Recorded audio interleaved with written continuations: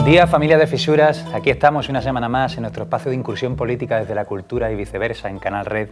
Hoy ha venido a fisurar un poquito el tablero con nosotros. Un buen amigo, un compañero, aunque hace un tiempito que su barco no recala en estas orillas, ha emprendido heroicas batallas dialécticas en esta misma mesa y forma parte fundamental de los hilos que han ido tejiendo la humilde historia de esta familia tablerista. Escritor, guionista, columnista. En un momento dado de su vida se propuso emprender la gesta, literalmente homérica, de escribir un libro. Esta gesta le llevó 20 años llevarla a término y se llamó El mar en ruinas. Hoy, estos días, se vuelve a publicar con una edición hermosa, ilustrada por Federico del Barrio, 20 años después precisamente también. Y bueno, queríamos hablar con él, que nos contara un poquito de este libro. Gracias por regresar a esta Ítaca comunicacional nuestra, que es también tuya. Bienvenido, David Torres. Muchas gracias, Alfonso. Bueno, lo primero que te quiero preguntar es, después de leer este libro, la primera pregunta que se me viene a mí a la cabeza, ¿en qué momento decides, en qué momento vital alguien toma la decisión, reúne la voluntad necesaria para mirar de tú a Homero y decidir continuar la historia desde donde dejamos a Odiseo en el libro de Homero, de alguna manera hacer la secuela de la Odisea? Bueno, ¿Qué te ocurrió? Yo era muy joven, muy insensato, ¿no? Estaba en la facultad un día y bueno, lo cuento en el prólogo, que estaba como medio dormido en una de esas clases aburridas de doctorado y tal. Y de pronto tuve la visión de que el Odiseo que salía hacia Troya se encontraba con el Odiseo que volvía no de Troya, sino de todo el peregrinaje por el Mediterráneo, ¿no? Había 20 años entre uno y otro. Curiosamente, 20 años es un poco lo que yo llamo los ciclos homéricos, ¿no? Son de 10 en 10 años la guerra de Troya, 10 años el peregrinaje de Odiseo. Y no sé, la historia se quedó ahí como una imagen, ¿no? Y poco a poco empecé a darle vueltas y ya te digo que era joven insensato y empecé a darle vueltas, ¿no? Hubo una serie de libros que me tocaron, ¿no? Me llamaron la atención, ¿no? Recuerdo las Mocedades de Ulises de Álvaro Cunqueiro, recuerdo el Hostal de los Dioses Amables de Torrente Ballester, Quimera de John Barth fue en todo un descubrimiento, y un libro en especial de Laura Reading, muy poco conocido, Final Troyano, en donde cuenta la Ilíada desde el punto de vista de las mujeres. Y yo casi desde el principio tenía la idea esa de que Penélope iba a ser no tanto la protagonista como la narradora de la historia, ¿no? A través de la metáfora del tejido, del telar, ¿no? Los telares eran un poco las rapsodias, eran las epopeyas, ¿no? Y nada, me lancé pues porque no sabía dónde me estaba metiendo, francamente, porque de haberlo sabido, ¿no? Nikos Kazantzakis hizo una Odisea en verso como 3 o 4 veces más larga que la original, 33.333 versos, también una continuación de la Odisea. Está el Ulises de Joyce, son incontables, ¿no? Los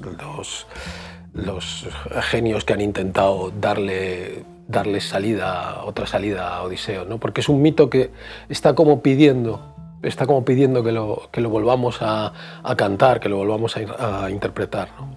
Bueno, gracias a Reino de Cordelia, a la editorial Reino de Cordelia, que ha hecho esta edición que es maravillosa, con las ilustraciones de Federico.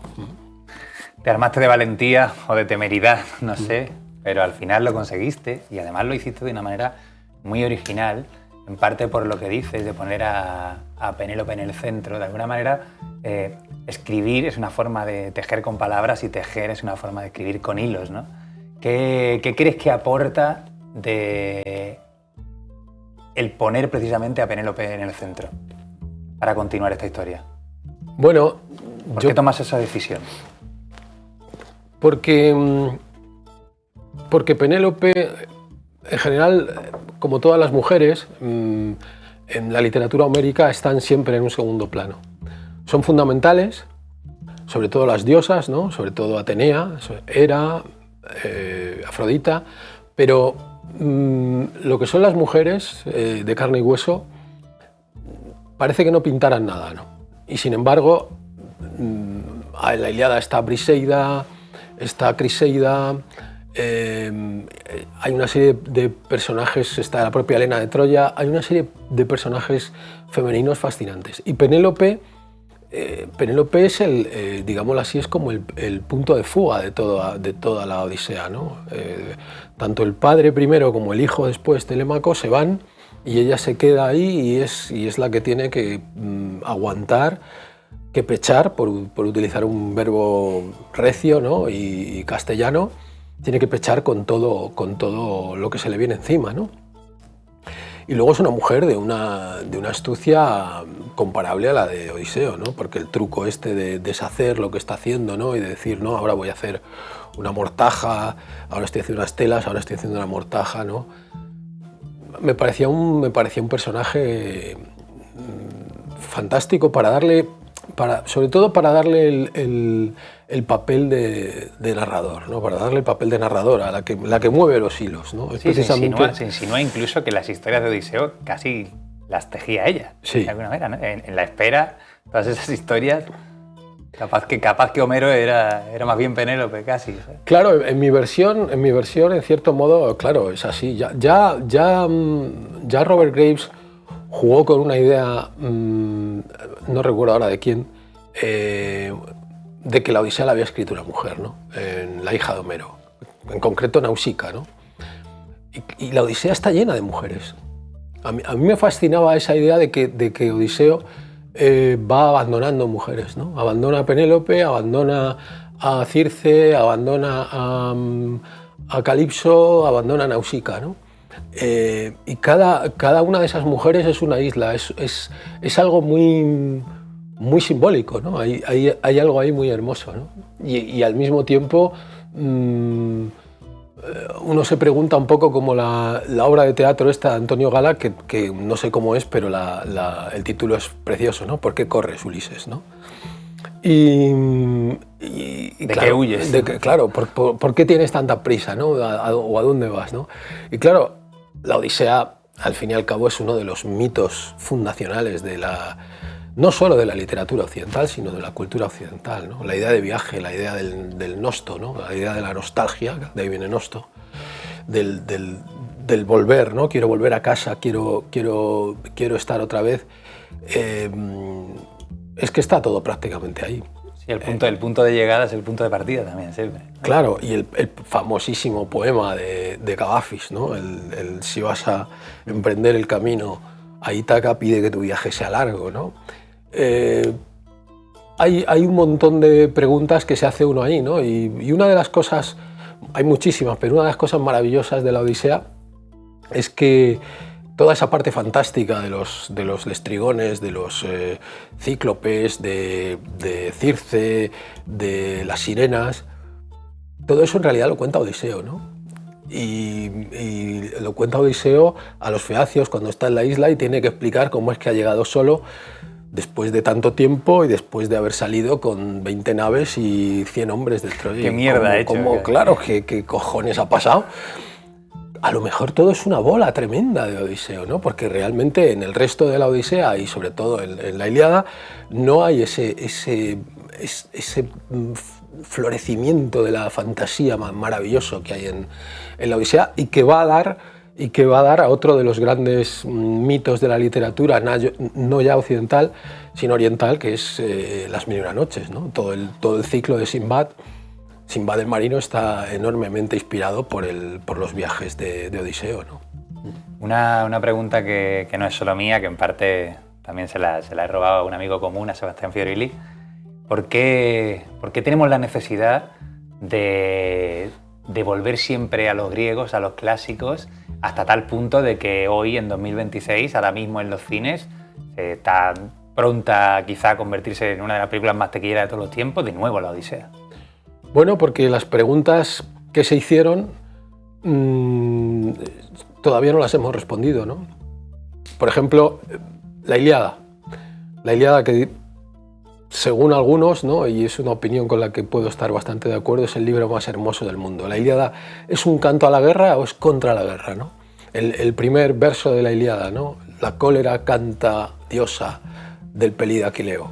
Es que es un verso terrorífico, ¿no? La primera palabra, que es para... yo cuando he dado clase a mis alumnos, nos detenemos durante 1 o 2 horas solo sobre el término menin, ¿no? Menin es cólera, pero puede ser también tristeza, puede ser incluso depresión. Hay un montón de cosas que nos está diciendo ahí el abandono de que Aquiles de pronto ya no quiere luchar, ¿no? Y generalmente nos damos cuenta de que hemos leído muy mal la Ilíada, ¿no? La Ilíada, que para Alejandro Magno era el modelo, y para Alejandro y para todos los griegos, podemos decir, era el modelo de conducta del héroe perfecto, ¿no? Bueno, pues Aquiles en realidad, que sin ir más lejos, Pete Hegseth, el gorila que han puesto ahora en Departamento de Guerra, como dice él, de Estados Unidos, lo ha cogido como modelo Aquiles. Y digo, vamos a ver, Aquiles, para empezar, no te has enterado de la más que probable relación homosexual con Patroclo, ¿no? Que no quita un ápice a su virilidad, pero es que Aquiles es además un héroe imprevisible, colérico y que no hace ni puto caso a los altos mandos. Es el peor ejemplo que puedes poner como ejemplo de guerrero disciplinado, ¿no? Aquiles. Y Odiseo, por otra parte, es un héroe muy sospechoso, ¿no? Yo todavía no he visto la película de Nolan, pero Odiseo, mi Odiseo es bastante cabrón, porque el Odiseo de Homero es lo que le gusta a Atenea de Odiseo, es precisamente eso, ¿no? Que nunca dice la verdad, que siempre se está engañando, que incluso cuando ella se le aparece dice, no, yo soy un marino fenicio, no sé, se cuenta una bola tremenda, porque es un embustero, jamás, o sea, Odiseo es, podríamos decir, el prototipo perfecto de político, ¿no? Y de hecho es el héroe griego el que acaba bien. Uno de los pocos que acaba bien respecto a Aquiles, respecto a Agamenón, respecto a Ajax, pues Odiseo está lleno de sombras, ¿no? Y al mismo tiempo es un personaje fascinante. Fascinante porque es enormemente humano. Sí, antes te decía fuera de cámara, ¿no?, que de alguna manera podríamos decir que Odiseo es el primer creador de fake news o de relatos alternativos, pero también conectamos con él porque todos tenemos algo de eso, ¿no? De alguna manera, por el remordimiento de no haber muerto de forma heroica en el momento preciso, necesitamos contarnos nuestra vida de una forma, ¿no?, de alguna manera homérica, como hace él. Sí, ese es un poco digámoslo así, el punto de partida que yo escogí para El mar en ruinas. El hecho de que todos los héroes... él ha estado en Troya, él ha navegado por el Mediterráneo, ha visto los diversos lances de Diomedes, de Idomeneo, de Ajax el grande, de Ajax el pequeño, Aquiles, y claro, le queda pues eso, la duda tremenda de si es de verdad un héroe o no, porque él está, digámoslo así, ha vuelto a casa, ha matado a los pretendientes y ahí está, ¿no? Con salud, ya al borde de la vejez, pero oye, con una mujer, con su hijo, y claro, eso le pesa mucho. Y yo hice ahí un juego, una especie de juego cervantino, ¿no? Igual que Cervantes en la segunda parte del Quijote se mosquea por el Quijote de Avellaneda, pues de pronto Odiseo le empiezan a llegar noticias de un tal Ulises, que no es más que el nombre romano, el nombre latino de Odiseo, ¿no? y al que le adjudican sus hazañas, y entonces dice, no, tengo que salir otra vez como sea, ¿no? Y claro, esto de la tercera salida de Odiseo, de la segunda salida de Odiseo, pues ya el propio Dante,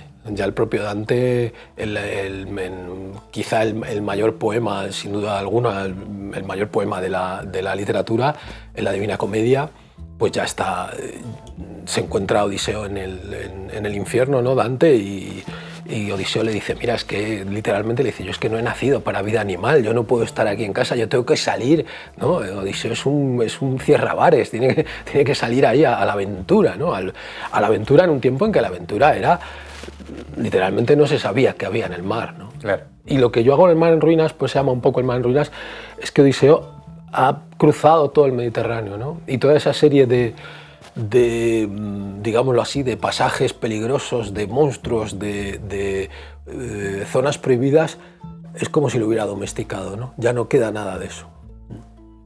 Esta pregunta es un poco extraña porque estamos hablando de personajes que se remontan a muchos siglos antes de Cristo, pero ¿cuánto hay de biográfico en este Odiseo que pintas en este libro? ¿Mío, dices, autobiográfico? Bueno, mucho, ahora que lo estaba leyendo, mucho más de lo que yo quisiera, sí, sí.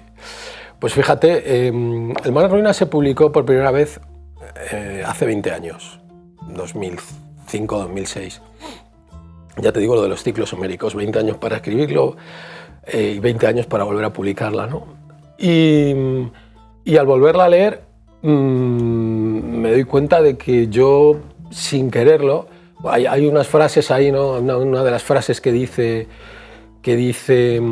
Penélope, porque Penélope es quien narra la historia en primera persona, ¿no? Todo el rato le está narrando la historia al hijo que lleva en el vientre, y le dice, claro, tu padre había mentido tanto y había contado tantos embustes y tal, que desconocía el peligro que hay en inventarse historias, porque no hay ninguna historia, al final nadie puede escribir una historia que no sea la suya propia, ¿no?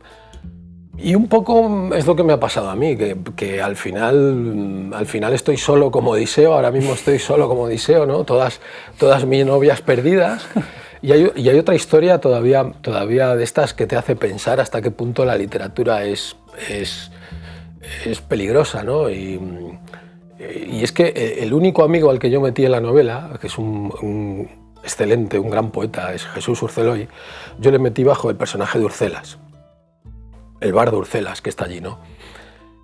Y al igual que Homero, como casi todos los bardos, Urcelas no, pero los bardos son ciegos, ¿no? Y de pronto ahora, 20 años después, Urcelas está prácticamente ciego, ¿no? Entonces, este tipo de cosas recuerdan un poco aquello de que decía Anthony Burgess, ¿no? Que había escrito un personaje que en una pelea en un bar perdía 4 dientes, y entonces él se bajó a la calle con su perro, el perro le tiró la cerveza a un tipo en el bar y salieron a pelearse y le pegó un puñetazo y le tiró 4 dientes. Y entonces escribió Burgess, escribir novelas es muy peligroso, le da ideas al mundo, ¿no? Le da ideas al mundo. Y es algo que poco más o menos a mí me ha pasado con algunos libros, ¿no? Así que quizá debería escribir sobre pajarillos y florecillas, ¿no? ¿Cuál dirías que ha sido la Ítaca en tu vida? ¿La Ítaca? ¿O qué es? Pues no lo sé, no lo sé. Es algo que llevo tiempo preguntándome, ¿no? Porque realmente, fíjate que el libro está dedicado a mis padres. Pongo a mi padre que inventó el mar, a mi madre que lo sigue tejiendo. Y claro, mi padre era pescador y amaba el mar sobre todas las cosas, ¿no? Murió a comienzos de enero. Y para mí, pues eso, fue quien me llevó al mar, fue quien me descubrió el mar, quien inventó el mar. Y mi madre era un poco Penélope, porque mi madre siempre ha estado tejiendo y siempre, toda la vida, pues remendando cosas, haciendo pantalones, camisas para los críos, para los familiares. Y ahora mi padre ha muerto, mi madre tiene Alzheimer, ya no se acuerda de coger unas agujas, ¿no? Y digo, bueno, pues al final Ítaca no sabes dónde está realmente. Es el camino hacia Ítaca, de alguna manera. La Ilíada, al final, como decías, es un relato terrible de guerra, muchas veces por motivos muy absurdos. Pareciera que no hemos aprendido nada desde entonces, sino que incluso a veces hemos ido para atrás. Es posible que precisamente el no haber puesto atención a esas otras voces de mujeres, pero también de otras personas no hegemónicas, ¿no? Quizás si hubiéramos puesto más atención, o quizás si lo pusiéramos hoy en día, en darle poder a esas voces, la cosa sería algo diferente. Indudablemente. Yo creo que bastaría con leer bien la Ilíada. Fíjate que hay una cosa que puede parecer ridícula, pero es que sobre la guerra de Troya se han escrito más libros y más líneas que sobre todas las otras guerras juntas. Todas las otras guerras de la humanidad, ¿no? En China, en Francia, en Occidente, en América, todas juntas, no llegan a lo que ha movido la guerra de Troya, que es pura literatura. La guerra de Troya tiene una base histórica pequeñísima, probablemente allá, el siglo 1200, el año 1200, 1190 a.C., y Homero escribe sobre eso 4 o 5 siglos después, ¿no? Lo cual, Edad del Bronce, ¿no? Claro. Cuando Homero escribe, ya la Edad del Bronce ha terminado, ¿no? Pero es que escribe con el bronce, con el mar de vino, con todos esos epítetos maravillosos. Claro, lo que levanta ahí Homero es de alguna manera un faro a la conciencia de Occidente, un faro de cuidado con los dioses a los que adoráis, cuidado con la violencia a la que adoráis, cuidado, ¿no? Y seguimos sin hacerle caso, ¿no? Seguimos sin ver el sentido de por qué se retira Aquiles durante las primeras prácticamente 15, 16 rapsodias de la Ilíada, ¿no? ¿Por qué Aquiles no quiere combatir, ¿no? Y ve el absurdo de la guerra, ¿no? Eso ya está escrito a la faz de la friolera de 2800 años y no le hemos prestado atención. Termino con una putada.